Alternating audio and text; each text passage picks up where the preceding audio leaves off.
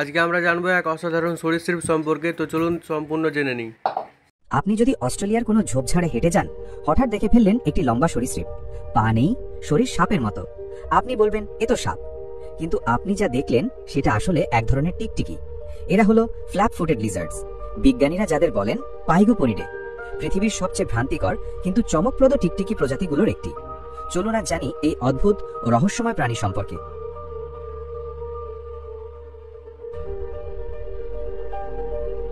Flap footed লিজার্ডস মূলত Australia ও New Guinea অঞ্চলের বিশেষ টিকটিকি পরিবার। এরা দেখতে সাপের মতো হলেও আসলে টিকটিকির আত্মীয় এবং গেকো পরিবারের ঘনিষ্ঠ সদস্য। এদের দেহ দীর্ঘ, সরু, পা নেই, তবে পিছনে দুই পাশে ছোট ফ্ল্যাপ আকৃতির চিহ্ন রয়েছে, যা আসলে পায়ের অবশিষ্টাংশ। এই কারণেই এদের নাম ফ্ল্যাপ ফুটেড লিজার্ড। বিভিন্ন প্রজাতির ফ্ল্যাপ ফুটেড লিজার্ডস আছে।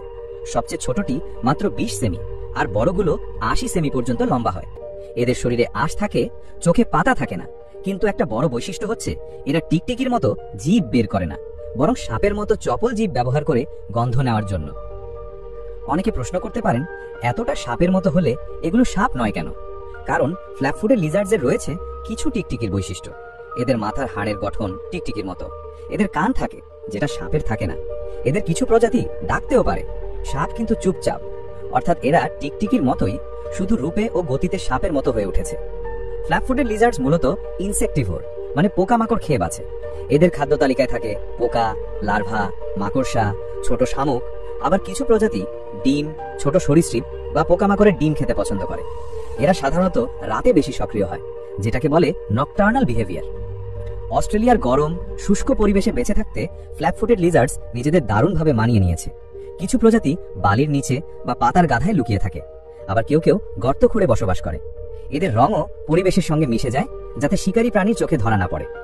সবচেয়ে বড় সমস্যা হলো অনেক মানুষ এদের সাপ ভেবে মেরে ফেলে, অথচ এরা সাপ নয় এবং মানুষের কোনো ক্ষতি করে না, বরং এরা পরিবেশে পোকামাকড়ের সংখ্যা নিয়ন্ত্রণে রাখতে সাহায্য করে। অস্ট্রেলিয়ায় অনেক প্রকৃতিপ্রেমী মানুষ এখন ফ্ল্যাপ ফুটেড লিজার্ডসকে রক্ষা করার উদ্যোগ নিচ্ছেন। বাংলাদেশে ফ্ল্যাপ ফুটেড লিজার্ড পাওয়া না গেলেও আমাদের দেশেও রয়েছে অনেক উপকারী টিকটিকি ও গিরগিটি।